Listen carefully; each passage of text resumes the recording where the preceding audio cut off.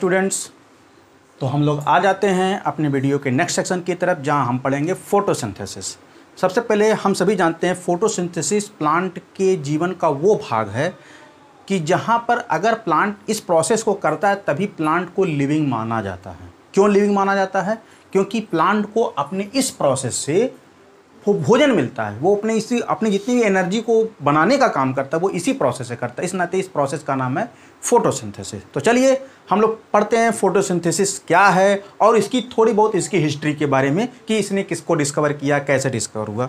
तो चलिए हम लोग आ जाते हैं। सबसे पहला है फोटोसिंथेसिस। तो सबसे पहले the process when plant prepared food from carbon dioxide, water, sunlight in presence of chlorophyll are called photosynthesis. कहने का मतलब जब प्लांट कार्बन डाइऑक्साइड, अगर हम इसको मेन मार्क करते हुए चले, जरूरी कंपोनेंट क्या है? कार्बन डाइऑक्साइड, वाटर, सनलाइट और किसकी उपस्थिति में? इन प्रेजेंस ऑफ क्लोरोफिल। प्लांट की पत्तियों के अंदर उसके ग्रीन पोर्शन को हम लोग क्या कहते हैं? क्लोरोफिल कहते हैं। यानी अगर प्लांट को फोटोसिंथेसिस करना है तो सबसे पहले उसकी पत्तियों में ग्रीन पिगमेंट होना चाहिए, और वो ग्रीन पिगमेंट इन्वायरमेंट से कार्बन डाइऑक्साइड और जमीन से वाटर एब्जॉर्ब करते हैं, और उस किसके प्रेजेंस में? सनलाइट के प्रेजेंस में वो इन दोनों एनर्जी को आपस में मिक्स कर देते हैं और मिला करके बनाते हैं क्या है? ग्लूकोज। तो ये उनके किए गए पूरे प्रोसेस को हम इस केमिकल इक्वेशन से एक्सप्रेस करते हैं। यहां पर आपने देखा होगा 6CO2 6H2O का सनलाइट एंड क्लोरोफिल मिलेगा ग्लूकोज, वाटर और ऑक्सीजन। तो चलिए अब क्वेश्चन ये देखिए, अगर सनलाइट फोटोसिंथेसिस प्रोसेस ये है तो फोटोसिंथेसिस की डिस्कवरी सबसे पहले किसने की? ये एक मेन क्वेश्चन बनता है। तो चलिए थोड़ा बहुत इतिहास के पन्नों में पीछे जाते हैं और हम वहां पे देखते हैं एक साइंटिस्ट थे, उनका नाम था इंजनहॉस। क्या नाम था? इंजन। करीब 1850 के आसपास की कहानी है, 1850 के आसपास की कहानी है। उस वक्त एक साइंटिस्ट है जिनका नाम था इंजनहॉस। तो इन्होंने इनसे पहले भी एक साइंटिस्ट आया था, उनका नाम था जोसेफ प्रिस्टले। और जोसेफ प्रिस्टले ने क्या किया था? एक चूहे को एक गमले के अंदर बंद कर दिया था, और देखा क्या कि चूहा गमले के अंदर थोड़ी देर के बाद वो क्या हो जाता है? मर जाता है। लेकिन जब उन्होंने एक शीशे की ग्लास के अंदर एक प्लांट और एक चूहा रखा तो देखा क्या कि चूहा जिंदा था। तो इसका मतलब यह है कि अब उस पूरे एटमॉस्फेयर से अब ऑक्सीजन तो सराउंडिंग से जा नहीं रही है, लेकिन अब होता है कि चूहा क्यों जिंदा? कि चूहा जो है अपने रेस्पिरेशन के रिजल्टेंट में जो कार्बन डाइऑक्साइड छोड़ता था वो प्लांट एब्जॉर्ब करता था, यानी प्लांट के लिए अपने आवश्यक इंग्रेडिएंट्स मिल जा रहे हैं। चूंकि सराउंडिंग उसकी ग्लासी थी, इस नाते सनलाइट फिल्टर होकर आ जाती थी, और फिर वो क्या करते थे? उनसे ग्लूकोज बनाते थे। अब बदले में प्लांट क्या रिलीज करता था? ऑक्सीजन। और वो ऑक्सीजन कौन लेता था? चूहा लेता था, जिसकी वजह से जिंदा रहते। तो उनके इस एक्सपेरिमेंट को पढ़ा था कौन? इंजनहॉस ने। और इंजनहॉस ने सबसे पहले ये कहा था कि प्लांट जो भी ऑक्सीजन को लेकर के वो कार्बन डाइऑक्साइड को लेकर के वो ऑक्सीजन रिलीज कर रहा है, दरअसल में ये पूरा का पूरा पोर्शन प्लांट के केवल ग्रीन पार्ट में हो रहा है। तो यहां से शुरुआत होती है फोटोसिंथेसिस की ओरिजिन। वो तो केवल डिमॉन्स्ट्रेशन था। प्रिस्टले ने ऑक्सीजन की खोज की थी और उन्होंने कहा था ये एक जीवनदायी गैस है, लेकिन उन्होंने कभी फोटोसिंथेसिस का नाम नहीं लिया। फोटोसिंथेसिस का केवल किसने नाम लिया? इंजनहॉस ने। तो यहां पर उन्होंने सिर्फ इतना प्रूव किया कि प्लांट के अंदर जो पॉल्यूटेड ऑक्सीजन या पॉल्यूटेड एयर को जो प्योरीफाई करने का काम होता है, दरअसल में वो प्लांट के केवल ग्रीन पार्ट में होता है। किसने कहा था? जॉन इंजनहॉस ने। और उसके करीब 1875 25 साल के बाद एक साइंटिस्ट आए थे, उनका नाम था जूलियस रॉबर्ट मेयर। तो जूलियस रॉबर्ट मेयर ने यह कहा था कि प्लांट जो हैं वो सनलाइट की जो एनर्जी होती है वो सनलाइट एनर्जी को बाइंड करके वो उसको केमिकल एनर्जी में रिलीज करता है। तो क्या कहे? He prove that the light energy is stored into a chemical energy during photosynthesis process. यानी इनके बाद इनके इसी कथन को आगे बढ़ाया जूलियस रॉबर्ट मेयर ने। उन्होंने क्या कहा कि सनलाइट की एनर्जी को केमिकल एनर्जी में कन्वर्ट किया जा सकता है, वो भी पौधे की कौन से प्लांट में? ग्रीन प्लांट में। और फिर उसके बाद इन दोनों को कभी भी इस इक्वेशन के बारे में कोई नॉलेज नहीं था। तो उस वक्त एक बड़े ही इंटरेस्टिंग डिस्कवरीज हुई थी जिसका नाम है सल्फर बैक्टीरिया, जो हमने अपने प्रीवियस वाले लेक्चर में मैंने आपको बताया था।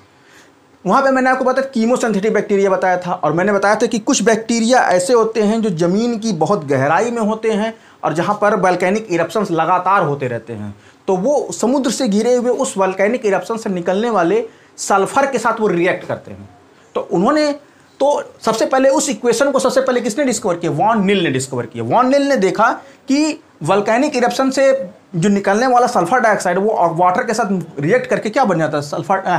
हाइड्रोजन सल्फाइड गैस बन जाती है।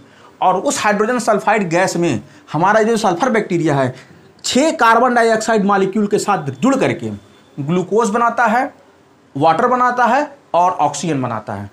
ये पूरी डिस्कवरी किसने की थी? वॉन नील ने की थी। तो इन्होंने, वॉन नील ने कहा था कि अगर ये प्रोसेस ऐसा होता है तो कहीं ना कहीं प्लांट के अंदर जो हमारा H2S मॉलिक्यूल है उसकी जगह हमारा H2O मॉलिक्यूल ले सकता है।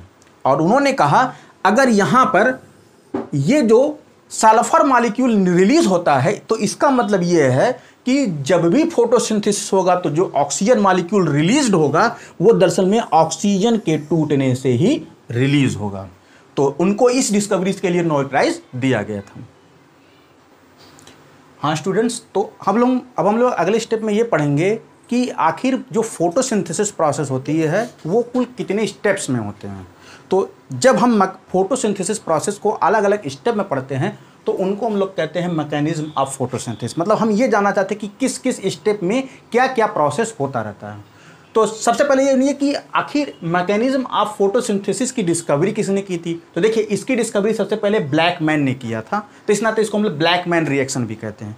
तो ब्लैकमैन ने ये देखा कि प्लांट के अंदर जो क्लोरोप्लास्ट होता है, वह क्लोरोप्लास्ट जो होते हैं वो 2 अलग अलग प्रकार से रिएक्शन करते हैं। एक ऐसा रिएक्शन जो दिन के लाइट में करते हैं और एक ऐसा रिएक्शन जो वो रात में करते हैं। तो इस नाते जो रिएक्शन वो दिन में करते हैं उसको हम लोग लाइट रिएक्शन कहते हैं, और जो रिएक्शन वो रात में करते हैं उनको हम लोग डार्क रिएक्शन कहते हैं। तो आइए सबसे पहले लाइट रिएक्शन, डार्क रिएक्शन समझने से पहले हमें पहले क्लोरोप्लास्ट के स्ट्रक्चर को समझना होगा, क्योंकि जब तक हम लोग इसके स्ट्रक्चर्स को नहीं समझेंगे तब तक हम इनके फोटोसिंथेसिस मैकेनिज्म को भी नहीं समझ सकते हैं। तो देखिए हम सभी जानते हैं प्लांट का ये एक सेल ऑर्गेनेल्स है, उसका साइटोप्लाज्म में पाया जाने वाला एक बहुत ही इंपॉर्टेंट सेल ऑर्गेनेल्स है। तो हम सबसे पहले देखते हैं कि ये जो ऑर्गेनेल्स होता है वो 2 लेयर के स्ट्रक्चर से कवर्ड होता है। तो इसका जो सबसे बाहर वाला लेयर होता है उसको हम लोग आउटर मेम्ब्रेन कहते हैं, जो सबसे अंदर वाला लेयर होता है उसको हम लोग इनर मेम्ब्रेन कहते हैं। बात समझ में आ गई? अब जाहिर सी बात है जब ये 2 मेम्ब्रेन से घिरा होता है तो ये इनर मेम्ब्रेन वही होते हैं जो प्लाज्मा मेम्ब्रेन का होता है, यानी इसका कंपोजिशन प्लाज्मा मेम्ब्रेन का ही होता है, यानी ये भी प्लाज्मा मेम्ब्रेन से बने होते हैं। फिर उसके बाद जब प्लाज्मा मेम्ब्रेन है तो प्लाज्मा मेम्ब्रेन किसको कवर करके रखता है? जब प्लाज्मा मेम्ब्रेन होता है तो वो अपने अंदर साइटोप्लाज्म को कवर करता है। तो इसके अंदर का भरा हुआ लिक्विड क्या कहलाता है? स्ट्रोमा, यानी ये इसका क्या है? साइटोप्लाज्म है। कहने का मतलब क्लोरोप्लास्ट के साइटोप्लाज्म को साइंटिस्टों ने क्या कहा? स्ट्रोमा कहा। Is it clear? फिर आपने देखा होगा इसके अंदर बहुत सारे बैरल शेप स्ट्रक्चर होंगे, जो बहुत सारे जैसे बहुत सारे सिक्के को एक के ऊपर रख करके एक ढेर बना दिया जाता है, उस तरह से ऐसे ढेर सारे स्ट्रक्चर दिख रहे हैं। इनमें से इन प्रत्येक सिक्कों की इस ढेर वाली संरचना को क्या कहते हैं? ग्रेना कहते हैं। देखिए मैंने इसको कहा ग्रेना, यहाँ पर ये ग्रेना कहा।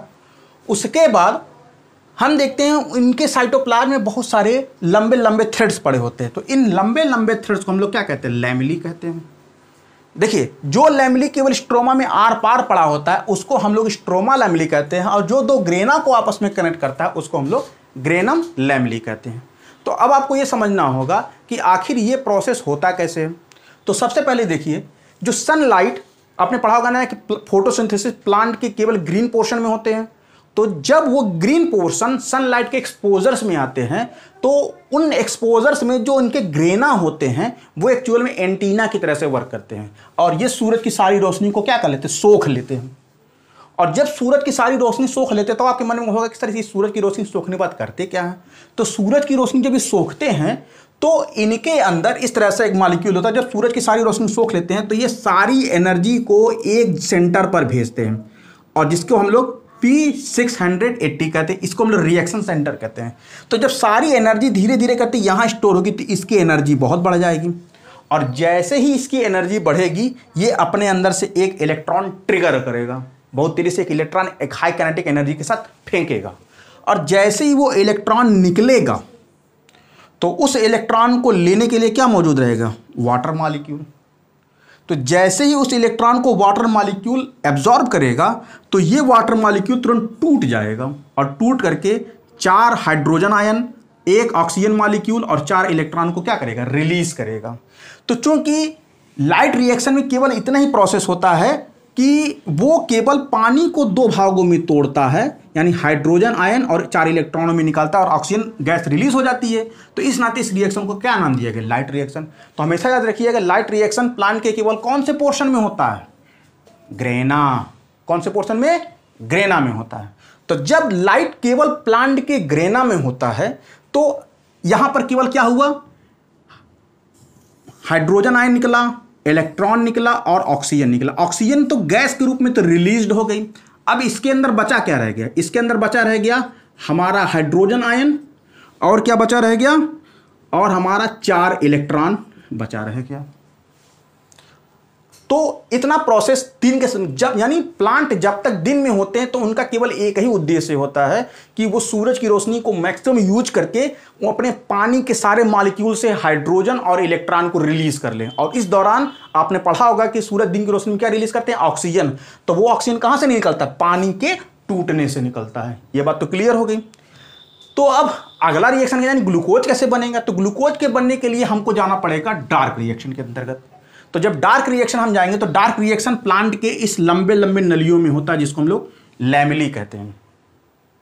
तो जब हमारे ग्लूकोज हाइड्रोजन मॉलिक्यूल जब इस लंबे लंबे नलियों में चले जाएंगे और इलेक्ट्रॉन भी इस नलियों में चला जाएगा, तब ये प्लांट इंतजार करता है रात का, या फिर अगर कार्बन डाइऑक्साइड उसको तत्काल मौजूद है तो वो वहां से ही लेना डायरेक्ट एब्जॉर्ब कर लेता है।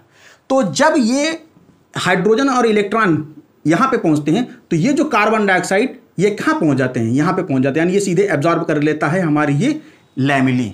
और जब लैमेली कार्बन डाइऑक्साइड को एब्जॉर्ब करती है तो वहां पे कार्बन डाइऑक्साइड का हाइड्रोजन आयन मॉलिक्यूल से जुड़ना हो जाता है। और हमने केमिस्ट्री में पढ़ा था कि हाइड्रोजन अगर किसी सबस्टेंस से जुड़ता है तो इस प्रोसेस को क्या कहते हैं, रिडक्शन। तो यानी इस प्रोसेस में क्या हो रहा है, कार्बन डाइऑक्साइड का क्या हो रहा है, रिडक्शन हो रहा है। और जब कार्बन डाइऑक्साइड रिड्यूस होगा तो किस में कन्वर्ट होगा, ग्लूकोज में कन्वर्ट होगा, और क्या निकलेगी, एटीपी निकलेगी। क्योंकि ये प्रोसेस एक लंबी चेन प्रक्रिया है जिसको हम लोग केल्विन साइकिल के अंतर्गत समझते हैं। तो ये बड़ी लंबी प्रक्रिया है। लेकिन हम इतना जान लीजिए कि कार्बन डाइऑक्साइड के साथ जब हाइड्रोजन कंबाइन करता जाएगा तो कार्बन भी उसके पास मौजूद है, हाइड्रोजन भी अब उसके पास हो गया और ऑक्सीजन भी मौजूद है। तो इनके लगातार कई मॉलिक्यूल मिलते रहने की वजह से तो क्या बन जाता है, ग्लूकोज। और फिर जो इलेक्ट्रॉन रहता है उस इलेक्ट्रॉन से क्या फॉर्मेशन होता है, एटीपी। यानी जब भी फोटोसिंथेसिस प्रोसेस होगा तो प्लांट को ग्लूकोज मिलेगा और हमें ऑक्सीजन मिलेगा, और प्लांट के अंदर क्या स्टोर होगा, एटीपी। तो इस प्रकार से ये पूरा रिएक्शन कंप्लीट हो जाता है।